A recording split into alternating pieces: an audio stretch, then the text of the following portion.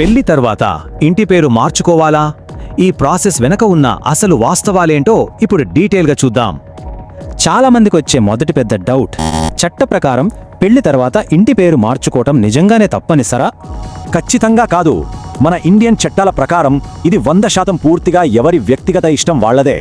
ఇందులో ఉన్న చట్టపరమైన రూల్స్, ఎడ్యుకేషన్ రికార్డ్స్, డాక్యుమెంట్ల అప్డేట్స్, అలాగే భవిష్యత్తులో వచ్చే చిక్కుల గురించి తెలుసుకుందాం. ఇక్కడ 3 ఆప్షన్స్ ఉన్నాయి.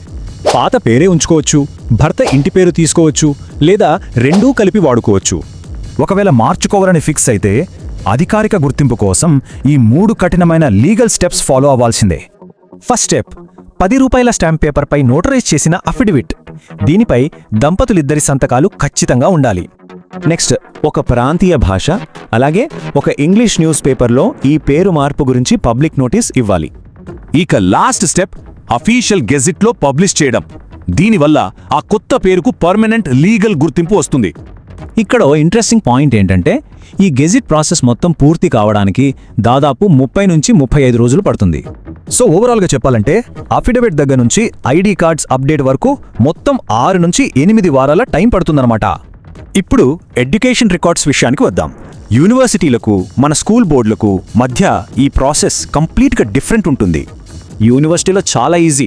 అఫిడవిట్, మ్యారేజ్ సర్టిఫికేట్ ఇస్తే చాలు, కొన్ని వారాల్లోనే కొత్త పేరుతో సర్టిఫికేట్ చేతికొచ్చేస్తుంది.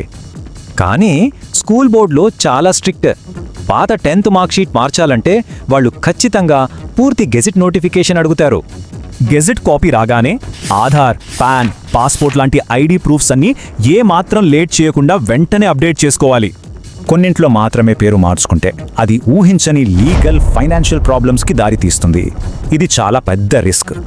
పేర్లు మ్యాచ్ అవ్వకపోతే పిఎఫ్ డబ్బులు ఆగిపోవచ్చు, వీసా ప్రాసెస్ లేట్ అవ్వచ్చు, ఆస్తి వ్యవహారాలు కూడా బాగా కాంప్లికేట్ అవుతాయి.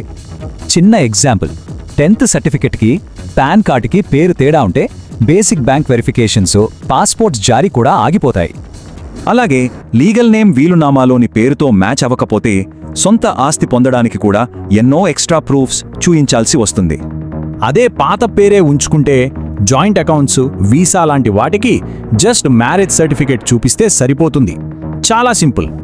ఫైనల్గా అస్సలు మర్చిపోకూడని పాయింట్, అనధికారికంగా పేరు మార్చుకోవడం అస్సలు చెల్లదు. ఇవి ఫ్యూచర్లో పెద్ద తలనొప్పులు తెచ్చిపెడతాయి. జాగ్రత్త. సో ప్రతి డాక్యుమెంట్ను అప్డేట్ చేసే ఓపిక ఉందా, లేక పాత పేరే ఉంచుకోవడం బెటరా? ప్రశాంతంగా ఆలోచించుకోవాల్సిన విషయమే.